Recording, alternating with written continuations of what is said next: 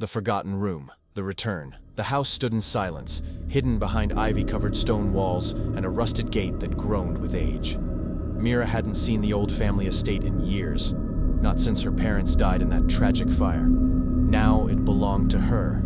Every creaking floorboard and dust-choked corner. She returned not out of sentiment, but necessity. Financial ruin had a cruel way of forcing the past back into the present. As she stepped inside, the smell of old wood, soot, and something faintly metallic met her. The air felt thick, like the house had been holding its breath for too long. Rooms were coated in time. Portraits sagged, furniture decayed, and mirrors clouded. But it was the hallway upstairs that called to her. A door at the end, one she didn't remember, stood slightly ajar. Her childhood memories were fragmented. She recalled her father always locking that part of the house. Dangerous, he used to say, with a tone that silenced questions. But Mira wasn't a child anymore, and curiosity outweighed fear. She approached slowly, the air growing colder with each step. As her fingers pushed the door open, a gust of air brushed her face like a whisper.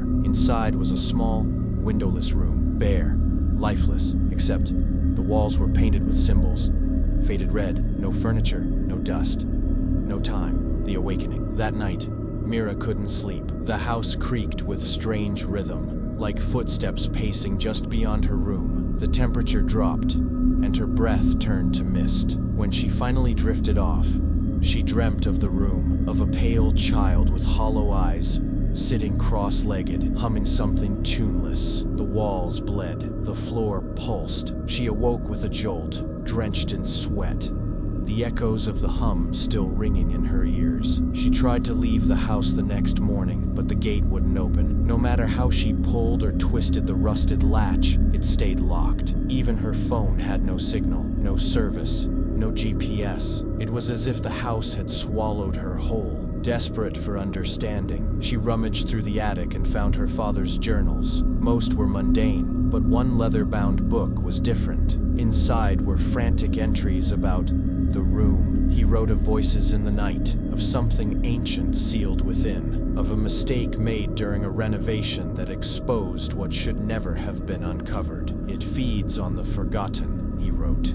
on those lost to time. It whispers to be remembered. The final entry was dated the night before the fire. It's awake, the unraveling. Mira returned to the room with a flashlight and her father's journal. The symbols on the walls seemed brighter now, almost wet. She stepped inside and the door slammed shut behind her. Darkness swallowed the space, broken only by the weak beam of her flashlight. That's when she heard it, a whisper right behind her ear. "Do you remember me?" She spun around. No one. The hum began again, low and chilling. The air tightened like a fist around her lungs. Faces began to form in the walls. Children, old men, women, screaming in silence. Forgotten souls, perhaps, lost to the house.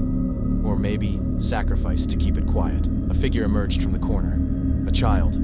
Hollow eyes. A wide, stretching smile. Its voice was soft, almost kind. "You came back." Mira backed into the wall, feeling the paint. No, blood.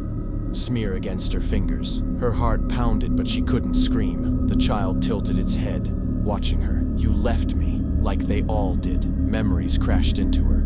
Flashes of another child.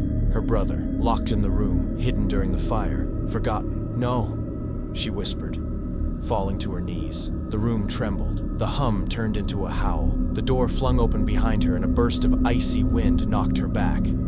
She crawled out, gasping, and the door slammed shut. This time, it stayed closed. Mira burned the journal that night. She didn't sleep.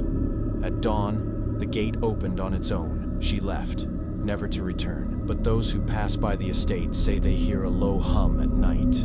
And sometimes, if you get too close to the wall, it feels like something on the other side is listening.